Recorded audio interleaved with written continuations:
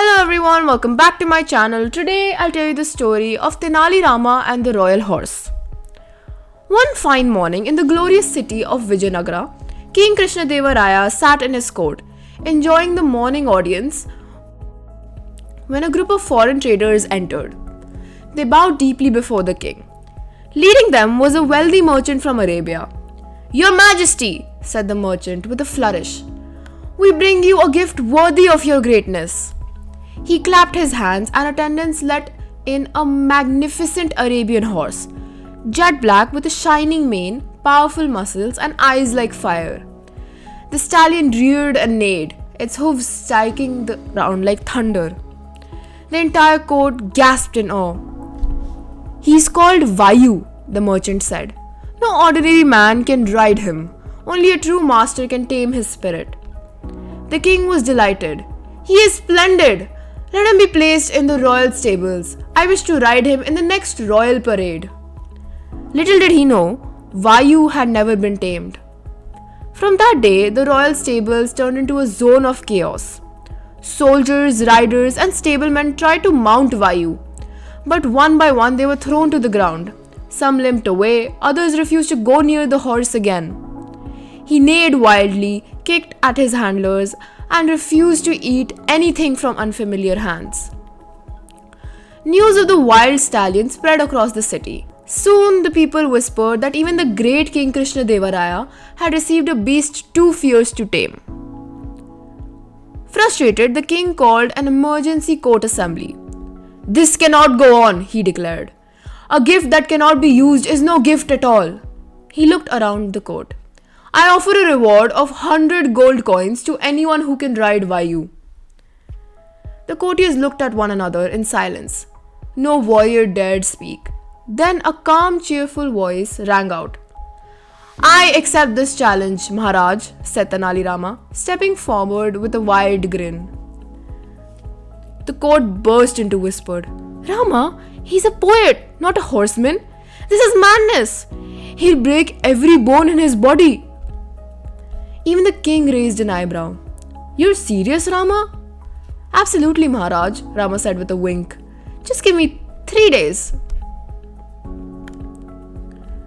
The very next morning, Rama walked to the stables, not in armor, not with ropes or whips, but with a bunch of fresh green grass and a bucket of cool water.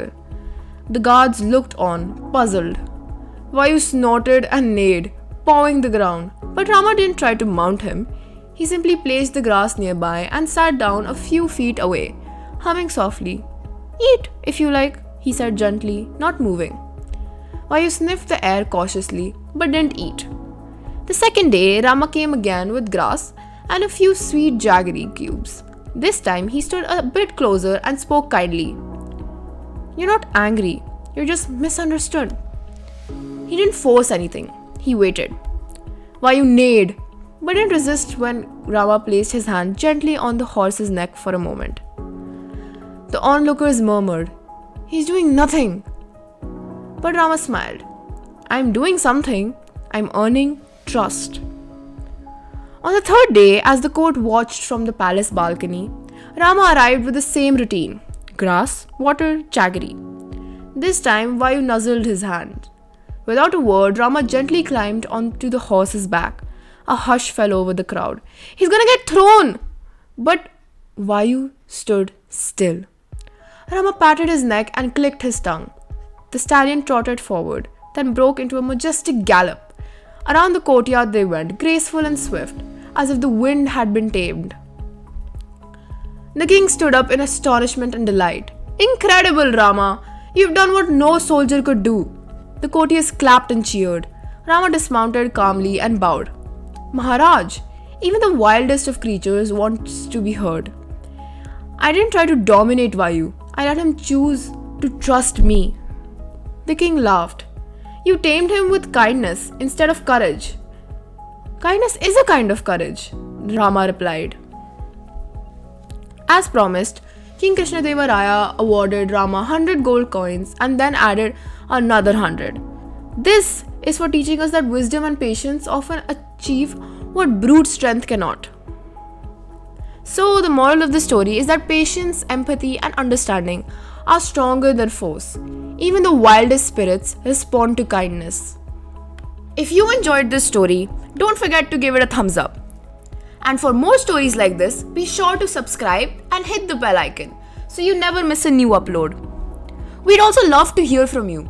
Drop a comment below and let us know what part of the story spoke to you the most.